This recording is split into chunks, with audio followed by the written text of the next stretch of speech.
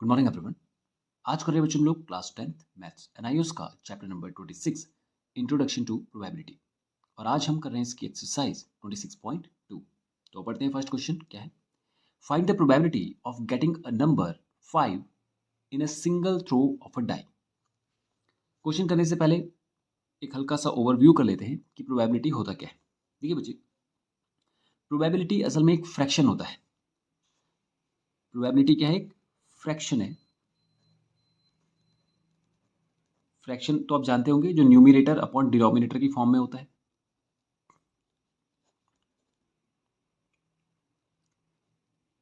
जैसे आप 7/8 ऐसे 9 ऐसे लिखते थे, 11 इस तरह से लिखते थे। ठीक है, इस फॉर्म में आपको प्रोबेबिलिटी मिलेगा। जब इस फॉर्म में बनेगा तो प्रोबेबिलिटी बनेगा। अब ये होता क्या है, देखिए कैसे बनता है प्रोबेबिलिटी। जब आपको जो पूछा जाए उसको कहते हैं desired result. Desired result upon में टोटल कितने रिजल्ट आ सकते हैं, ये होता है प्रोबेबिलिटी का फॉर्मूला। अब ये तो मैंने इसको अपने हिसाब से लिखा है ताकि आपको सीधी सीधी बात समझ में आ जाए। डिजायर्ड रिजल्ट का मतलब होता है जो आपसे क्वेश्चन में पूछा गया है वो ऊपर रहेगा, अपॉन में टोटल वैल्यूज नीचे रहेंगी। इसका मतलब क्या है? जैसे मान लीजिए हम एक सिक्का उछालते हैं, तो सिक्का जब उछाला जाएगा वो नीचे गिरेगा, तो या तो हेड आएगा या तो टेल आएगा। ये हो गए हमारे दो रिजल्ट, या तो हेड आएगा या तो टेल आएगा। इसके अलावा तीसरी संभावना जो है वो सिक्के के खड़े होने की, कि सिक्का खड़ा हो जाए, लेकिन वो इतना कम होता है, उसका चांस इतना रेयर होता है आना कि हम उसको जीरो के बराबर मानते हैं, तो इसकी हमें कोई वैल्यू नहीं है। तो जब हम लोग सिक्का उछालने की बात करेंगे तो उसमें इस वैल्यू को हम नेग्लेक्ट करके चलेंगे। मतलब ये कोई रिजल्ट काउंट नहीं होगा। रिजल्ट केवल दो काउंट होंगे, या तो हेड आएगा या तो टेल आएगा। तो ये कितने रिजल्ट हो गए? दो रिजल्ट हो गए। यानी एक सिक्का उछलेगा तो मैक्सिमम दो रिजल्ट आने की संभावना है, पॉसिबिलिटी है, या तो हेड आएगा तो टेल आएगा। इन्हीं को मैं कह रहा था बच्चे टोटल रिजल्ट। तो टोटल कितने रिजल्ट आ गए हमारे पास? दो। इस रिजल्ट का नंबर काउंट होता है। जो नंबर है वो होती है प्रोबेबिलिटी। हेड आया या टेल आया, ये अल्फाबेट्स और वेरिएबल्स की फॉर्म में नहीं होता, ये केवल नंबर की फॉर्म में होता है। तो कितने रिजल्ट टोटल बने? दो बने। ये नंबर हमारे लिए वैल्यूएबल है। ठीक है, इसी को हम प्रोबेबिलिटी की टर्म में एक नाम देते हैं। प्रोबेबिलिटी के चैप्टर में एक नाम देते हैं, उसको कहते हैं बच्चे आउटकम। तो आप इससे कंफ्यूज नहीं होंगे कि आउटकम बोल दिया। आउटकम का मतलब रिजल्ट ही है कि फाइनल रिजल्ट क्या होगा। तो यहाँ पर हम उसके लिए वर्ड यूज कर रहे हैं आउटकम। आउटकम कितने हो गए? दो, या तो हेड या तो टेल। ठीक है, अब ये तो हमें पता चल गया कि जो टोटल आउटकम होता है वो हमेशा डिनोमिनेटर में रहता है। तो ये तो आ गया टू। लेकिन अब ये प्रोबेबिलिटी नहीं बना, क्योंकि हमें डिनोमिनेटर तो पता चल गया, पर न्यूमिनेटर में क्या आएगा? न्यूमिनेटर में वो आएगा जो क्वेश्चन में पूछा गया होगा। जैसे हमसे क्वेश्चन में पूछा था कि हेड आने की क्या प्रोबेबिलिटी है। हेड भी आएगा तो एक ही बार आएगा, टेल भी आएगा तो भी एक ही बार आएगा। तो हेड आने की प्रोबेबिलिटी पूछ रहा था हमसे कि हेड कितनी बार आ सकता है, तो हेड तो एक ही बार आ सकता है। तो प्रोबेबिलिटी टोटल कितनी बन गई हेड आने की? 1/2। इसी तरह से अगर हमसे पूछे कि टेल आने की प्रोबेबिलिटी क्या है, भाई हेड आने की प्रोबेबिलिटी ये हो गई 1/2। टेल आने की प्रोबेबिलिटी क्या है? तो टेल का आउटकम क्या है? भाई टेल भी तो एक ही बार आ सकता है। प्रोबेबिलिटी ऑफ टेल एक बार आ सकता है। और टोटल रिजल्ट कितने आ रहे थे? दो। तो टोटल रिजल्ट हमेशा नीचे होता है और जो भी हमसे पूछा गया वो ऊपर न्यूमिनेटर में आएगा। समझ गया? अब इस प्रोबेबिलिटी को जो हम प्रॉपर तरीके से लिखते हैं वो ऐसे लिखते हैं हम लोग, प्रोबेबिलिटी ऑफ एन इवेंट।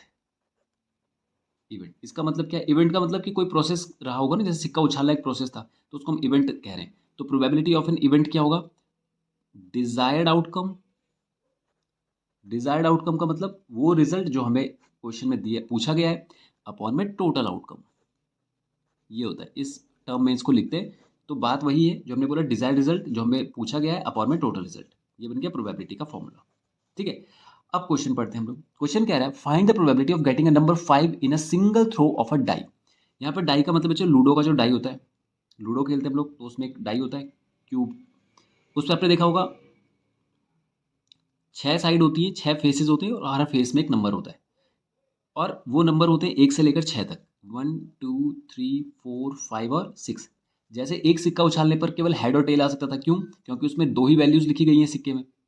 वैसे ही एक लूडो के डाइस में टोटल कितनी वैल्यूज लिखी गई हैं? 6 वैल्यूज लिखी गई हैं, 6 नंबर लिखे गए।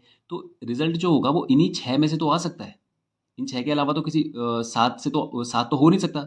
जब रिजल्ट ही 6 तक बने हुए हैं, इसमें टोटल वैल्यू जो लिखी गई है वो 6 तक बनी हुई है, तो रिजल्ट भी तो इन्हीं 6 से बनेगा। अब वो हमसे पूछ रहा है कि find the probability of getting number 5 in a single throw die. वो बोल रहा है प्रोबेबिलिटी बताओ 5 आने की, जबकि आपने सिंगल थ्रो डाई, मतलब एक बार आपने लूडो का डाई उछाला, वो नीचे गिरा, रिजल्ट आपने चेक किया तो सबसे ऊपर जो नंबर आया वो 5 आना चाहिए। इसकी प्रोबेबिलिटी क्या है? तो प्रोबेबिलिटी कैसे बनेगी? Probability of getting 5,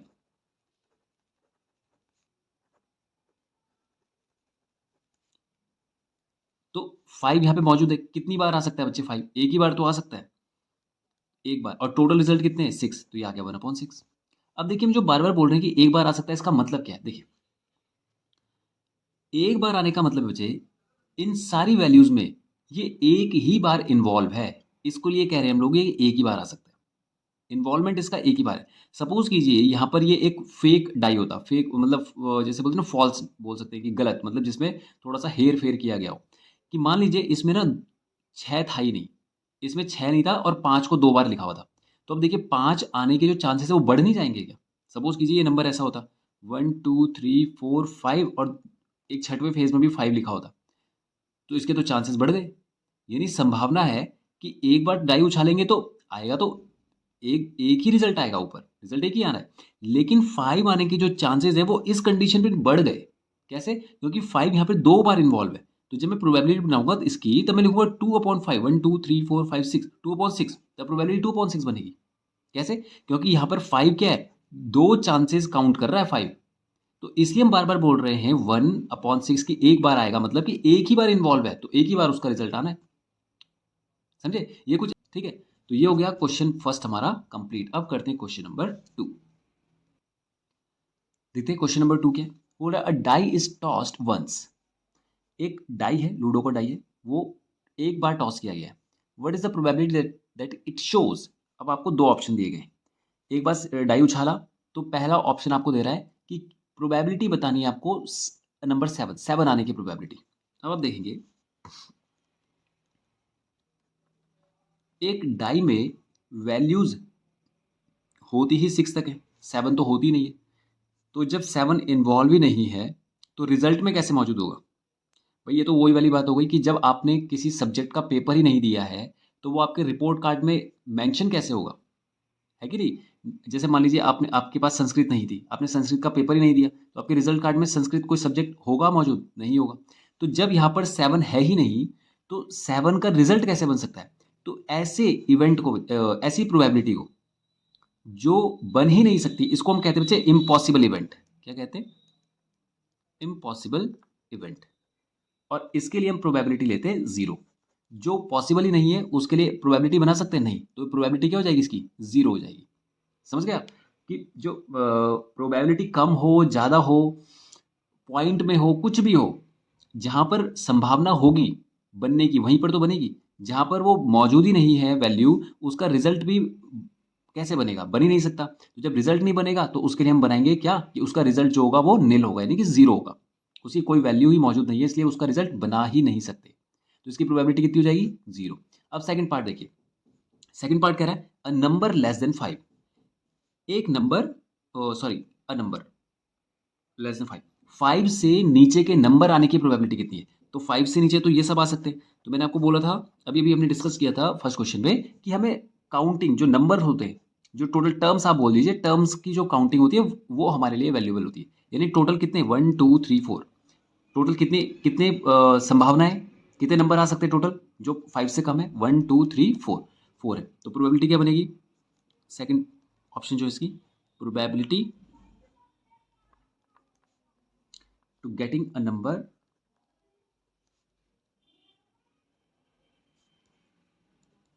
less than 5 क्या बनेगी? 4 और अपॉन में टोटल आउटकम्स कितने आ सकते हैं? 6, तो 4/6, तो 2 2 4, 2 3 6, 2/3, ये आ गया रिजल्ट। ओके, तो ये हो गया क्वेश्चन 2 भी हमारा कंप्लीट। करते हैं क्वेश्चन नंबर 3। बोला from a pack of 52 cards, 52 cards का एक पैक है, अ card is drawn at random, उसमें से एक कार्ड हमने निकाला है। ये ताश के पत्तों की बात कर रहा है मुझे। तो ताश की जो गड्डी होती है उसमें टोटल होते हैं 52 कार्ड्स। उसमें से बोल रहा है एक कार्ड हमने निकाला, रैंडम, रैंडम मतलब कोई सा भी निकाल लिया। What is the probability of this card to be a king? क्या प्रोबेबिलिटी होगी उस कार्ड के किंग होने की? ठीक है। अब आप देखेंगे, आपको टोटल नंबर तो पता चल ही गया 52 है, तो डिनोमिनेटर में 52 आएगा, ये तो ठीक है। लेकिन बाकी कार्ड की थोड़ा सा इन्फॉर्मेशन पता होनी चाहिए। तो वो क्या होता है बच्चे, ये ना 4 कैटेगरी में डिवाइड होते हैं कार्ड, यानी 4 क्लासेस होती हैं इनकी। एक क्लास होती है जिसको हम कहते हैं हार्ट। उस उस क्लास के सारे पत्तों में हार्ट का डिज़ाइन बना होगा। तो ये कुछ इस तरह से होगा और ये रेड कलर का होगा, ठीक है? ये रेड कलर का हार्ट। दूसरा रेड होगा डायमंड, दूसरी क्लास जो है वो है डायमंड की। उसका डिज़ाइन कुछ इस तरह होगा, उस क्लास के सारे पत्तों में डायमंड बना होगा। ये भी रेड कलर का होगा। ये दोनों तो हो गए रेड। तीसरी क्लास होती है, उसको कहते हैं क्लब। वो कुछ इस तरह से होगा। ये बचे ब्लैक कलर का। और चौथी क्लास हो गई, उसे कहते हैं स्पेड। ये होगा इस तरह से, इस तरह से, जैसे पान का पत्ता होता है ऐसे। और ये भी होगा बच्चे ब्लैक कलर का। तो यानी ये दोनों कार्ड जो है ये है ब्लैक, सॉरी ये दोनों क्लास जो है ये ब्लैक की है और ये दोनों क्लास जो है रेड की है। अब इस क्लास में कितने पत्ते होते हैं? हर क्लास में होंगे बच्चे 13 पत्ते, क्योंकि 13 2 ज़ा 26, 3 ज़ा 39, 4 ज़ा 52, 13 13 26, 13 39 और 13 52, टोटल 52 पत्ते होंगे। हर क्लास में 13 पत्ते बटे होंगे। तो वो पत्ते कौन कौन से होंगे? सबसे पहले वन, वन से शुरू करते हैं, 1 2 3 4। तो वन की जगह पे लिखते हैं बच्चे हम लोग एस। एस हो गया वन, फिर आएगा टू, फिर थ्री, फिर फोर, फिर five, six, seven, eight, nine और 10। और फिर कितने हो गए? टोटल 10 पत्ते हो गए। फिर हमें तो 13 चाहिए थे, क्योंकि एक क्लास में 13 होते हैं, तो 10। फिर 11वां होगा किंग, 12वीं होगी क्वीन और 13वां होगा जैक। किंग क्वीन जैक, समझ गया? अब इस डायमंड में भी यही पत्ते होते हैं, रिपीटेशन, सब में यही पत्ते होंगे। 8 2 3 4 5 6 7 8 9 10, फिर किंग क्वीन और जैक। यही इसमें भी होगा, यही इसमें भी होगा। बस फर्क क्या है कि इन सारे पत्तों में हार्ट बना होगा, इन सभी में डायमंड बना होगा। ये रेड कलर को शो करेंगे दोनों ग्रुप, दोनों क्लासेस, और ये दोनों क्लासेस या दोनों ग्रुप ब्लैक को शो करेंगे। इनके सारे पत्तों में ये बना होगा क्लब। ब्लैक कलर का ये क्लब बना होगा और इसमें ब्लैक कलर का ये स्पेड बना होगा सारे पत्तों में। इसमें भी होगा एस, 2 3 4 5 6 7 8 9 10, किंग क्वीन और जैक। और यहाँ पर भी ए 2 3 4 5 6 7 8 9 10, किंग क्वीन जैक। ठीक है। अब आप देख रहे हो बच्चे, ये सारे तो नंबर्स को शो कर रहे हैं यहाँ से यहाँ तक। ये जो 3 कार्ड है, ये फेस कार्ड कहते हैं इनको, किंग क्वीन जैक, क्योंकि इन ये सब जो होते हैं चेहरे को रिप्रेजेंट कर रहे होते हैं। तो एक किंग हो गया, एक क्वीन हो गया, जैक हो गया। ठीक है। तो किसी भी क्लास में अगर मैं बोलूंगा हर्ट में, तो हर्ट के कितने फेस कार्ड हो गए? 3। डायमंड के कितने फेस कार्ड हो गए? 3। क्लब के चेहरे वाले कार्ड कितने हैं? वो भी 3 है। और स्पेड के भी 3 है। तो किस तरह से क्वेश्चन पूछा जाता है इस बात पे भी डिपेंड करता है। तो आप उसी तरह से उनको कैलकुलेट कर लेंगे। जैसे मैं बोलूंगा कि रेड के फेस कार्ड कितने? अब रेड में तो हार्ट और डायमंड दोनों शामिल हो रहे हैं। तो रेड के फेस कार्ड कितने हो गए? 3 इसके और 3 इसके, यानी 6। अगर मैं बोलूंगा टोटल फेस कार्ड कितने हैं, तो टोटल फेस कार्ड कितने हैं? 3 और 3 6 और 3 9 और 3 12, टोटल 12 फेस कार्ड। मैं बोलूंगा टोटल किंग कितने हैं, तो टोटल किंग कितने हैं? 1 2 3 4। टोटल क्वीन भी 4 होंगी, टोटल जैक भी 4 होंगे। रेड के किंग कितने हैं? रेड के किंग 2 होंगे, हर्ट का किंग 1 होगा। तो जिस तरह से पूछा जाएगा आप उसी तरह से कैलकुलेट कर लेंगे।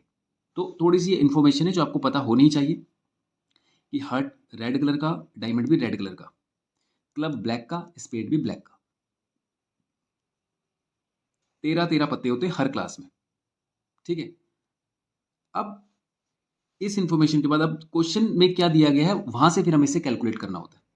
ठीक है। ये तो इन्फॉर्मेशन हमें पता चल गई, लेकिन उठानी क्या है इन्फॉर्मेशन, वो क्वेश्चन से डिसाइड करेंगे हम लोग। अब देखिए यहाँ पर क्या बोला था उसने, from a pack of 52 cards, ये सारे हो गए 52 पत्ते। वो बोल रहा है कार्ड इज ड्रॉन, एक कार्ड उठा लिया गया कोई सा भी। वो बोल रहा है किंग आने की प्रोबेबिलिटी कितनी है? तो बच्चे किंग आने की प्रोबेबिलिटी कितनी होगी? देखिए probability to getting a king. King कितने आ सकते हैं भाई? 52 पत्ते हैं, तो हमें ये पता चल गया कि डिनोमिनेटर में तो टोटल 52 ही आएगा। टोटल भाई 52 ही तो कार्ड है, तो 52 तो टोटल आउटकम हो गया, ये मिल गया हमें रिजल्ट। वो बोल रहा है किंग कितने आ सकते हैं? किंग 4 आ सकते हैं भाई। 1 2 3 4, 4 पत्ते, यही तो हम बात कर रहे थे जब हम फर्स्ट क्वेश्चन कर रहे थे, याद होगा आपको। हमने कहा था वहां बार बार हम लिख रहे थे कि एक ही बार आ सकता है। उसका मतलब क्या है? उसका मतलब यही कि जब वो मौजूद ही एक बार था तो एक ही बार आएगा। ये कितनी बार मौजूद है? इस 52 पत्तों में 4 कार्ड मौजूद हैं, तो टोटल इसकी आने की संभावना उतनी ही तो बढ़ जाएगी जितने वो मौजूद होंगे। तो ये कितने? 4 कार्ड्स यहाँ पे मौजूद थे, तो प्रोबेबिलिटी बनेगी 4/52। आप इसको सिंप्लीफाई कर सकते हैं, 4 1 जा 4, 4 13 जा, तो 1/13 प्रोबेबिलिटी हो जाएगी किसकी? किंग आने की। क्वीन आने की बोलेगा तो भी यही होगी, क्योंकि क्वीन भी 4 ही है, जैक भी 4 ही है। ठीक है, तो ये हो गया क्वेश्चन 3 हमारा कंप्लीट। अब करते हैं क्वेश्चन नंबर 4। देखते हैं क्वेश्चन 4 क्या है। बोला integer is chosen between 0 and 20।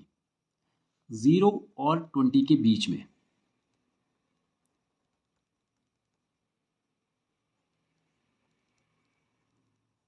0 और 20 के बीच में से आपको एक इंटीजर चुनना है।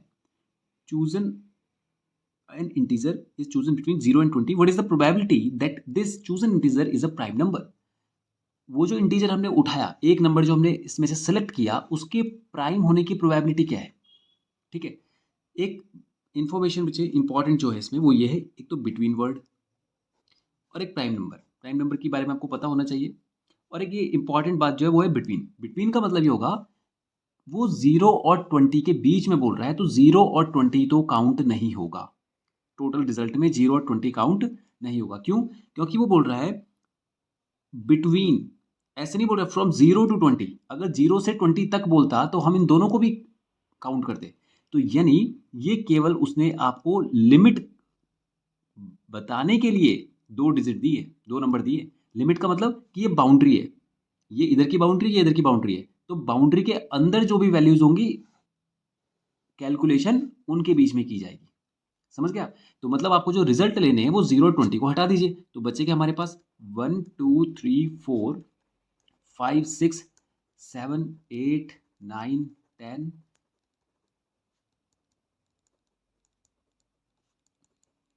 17 18 और 19। तो हमने 20 को भी हटा दिया और 0 को भी हटा दिया। अब इसके बीच में होगी सारी बात। वो बोल रहा है इसमें से हमने एक नंबर उठाया, इंटीजर 0 से शुरू कर रहा था, 20 तक ले जाना था, लेकिन ये बिटवीन बोल रहा था, तो 0 और 20 हट गए, ये बने हमारे पास फाइनल रिजल्ट। अब वो बोल रहा है इनमें से एक प्राइम नंबर आपको सेलेक्ट करना है, उसकी प्रोबेबिलिटी बतानी है। तो प्राइम नंबर क्या होता है पहले वो समझ लेते हैं। प्राइम नंबर होता है बच्चे ऐसे नंबर जो केवल अपने आप से डिवाइड होते हैं, जो केवल अपनी टेबल में आते हैं, वो नंबर प्राइम कहलाते हैं। ठीक है, और ये शुरू होते हैं 2 से।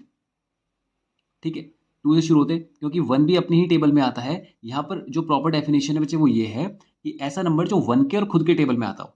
तो ऐसा नेचुरल नंबर जो 1 के और खुद के टेबल में आता हो, वो यहाँ पे 2 से शुरू करते हैं हम लोग उसे। 1 से शुरू नहीं करते, 2 से शुरू करते हैं, क्योंकि ये दोनों प्रॉपर्टी को फुलफिल करता है। देखो आप, ये 1 के टेबल में भी आता है और अपने टेबल में भी आता है। 1 के टेबल में 1 2 जा 2 और 2 1 जा 2, यानी 2 से और 1 से डिवाइड हो सकता है और किसी से नहीं। तो पहला प्राइम नंबर क्या हो गया हमारे पास? 2। दूसरा हो गया 3, देखिए, और ये किसी के टेबल में नहीं आता, तो एक ये हो गया, एक ये हो गया 3, फिर 5 हो गया, फिर 7 हो गया, फिर 8 9 10, ये तो नहीं है क्योंकि 8 2 के 4 के टेबल में आता है, 9 3 के टेबल में आता है, 10 2 और 5 के टेबल में आता है। फिर हो गया 11 12 भी आता है, 13 हो गया, 14 15 भी आता है, 16 भी आता है, 17 नहीं आता किसी के टेबल में, यानी 17 प्राइम हो गया और 19 प्राइम हो गया। समझ गए आप? तो टोटल कितने प्राइम मिले हमें? 1 2 3 4 5 6 7 और 8। तो टोटल प्राइम मिले हमें 8, और रिजल्ट टोटल कितने थे अब काउंट कर लीजिए आप, 1 से लेकर 19 तक 19। तो प्रोबेबिलिटी बनी हमारी, प्रोबेबिलिटी फॉर प्राइम नंबर्स, ये आ गया हमारे पास 8/19। समझ गए आप? तो एक बिटवीन वर्ड इसमें बहुत इंपॉर्टेंट है कि आपको बिटवीन जब भी बोले, ये हर जगह ही लगता है वैसे, कि बिटवीन का मतलब होता है कि आपको स्टार्टिंग और एंड की जो वैल्यू है उसको छोड़ देना पड़ता है और बीच के रिजल्ट को काउंट करना पड़ता है। ओके, तो ये हो गया क्वेश्चन 4 भी कंप्लीट। करते क्वेश्चन नंबर 5। देखते बच्चे क्वेश्चन 5 क्या है। बोल रहा है अ bag contain 3 red and 3 white balls. एक बैग है जिसमें 3 रेड और 3 व्हाइट बॉल्स है। ठीक है, 3 रेड और 3 व्हाइट बॉल्स है। वो बोल रहा है a ball is drawn from the bag. A ball, एक बॉल निकाली गई बैग से विदाउट लुकिंग इट, उसको बिना देखे, मतलब ऐसी अंदाजे से निकाल दी गई बिना देखे कि कौन सी बॉल हम निकाल रहे हैं, मतलब सोच के नहीं निकालनी है कि मुझे यही वाली चाहिए, नहीं, बिना देखे कोई सी भी निकाल दी जो भी आए हाथ में। बोला what is the probability of this ball to be, first option है रेड कलर, दूसरा ऑप्शन है व्हाइट कलर। तो वो जो बॉल आपने निकाली है उसकी प्रोबेबिलिटी क्या होगी, रेड होने की और व्हाइट होने की। तो प्रोबेबिलिटी ऑफ रेड कितना हो जाएगा, देखिए रेड कितनी बचे 3 अपॉन में टोटल आउटकम्स कितना है, टोटल आउटकम्स का मतलब कि टोटल रिजल्ट कितने मौजूद है, यहाँ पे 6 मौजूद है। तो ये आप देखिए ना टोटल बॉल्स कितनी है 6, तो रिजल्ट जो बनेगा वो इन 6 की 6 बॉल से बनेगा ना, चाहे भले वो एक टाइप्स उसमें दो ही हों, दो ही टाइप्स हैं बस, एक रेड और एक व्हाइट, उस टाइप्स की बात तो एक अलग हो गई, लेकिन टोटल रिजल्ट तो जो है वो तो 6 के 6 है ना, यानी 6 की 6 बॉल जो है उनकी वैल्यू मिस तो नहीं कर सकते हम, भाई 6 बॉल से तो 6 की 6 बॉलों की वैल्यू होगी, हर एक बॉल की वैल्यू काउंट होगी, चाहे वो भले आपको एक जैसा दिख रहा हो कि यार ये तो दो ही तो टाइप है इसमें, लेकिन दो टाइप भले हैं लेकिन हर एक बॉल की वैल्यू रिजल्ट में काउंट होगी। समझ गए आप? तो यहाँ पर हमें रेड कितनी बॉल मिल रही थी, रेड की 3 थी और अपॉन में टोटल कितनी बॉल थी 6 थी, तो प्रोबेबिलिटी क्या बन गई रेड की 3/6, तो इसको 1/2 भी लिख सकते हैं हम लोग। और वैसे ही व्हाइट बॉल की प्रोबेबिलिटी क्या होगी,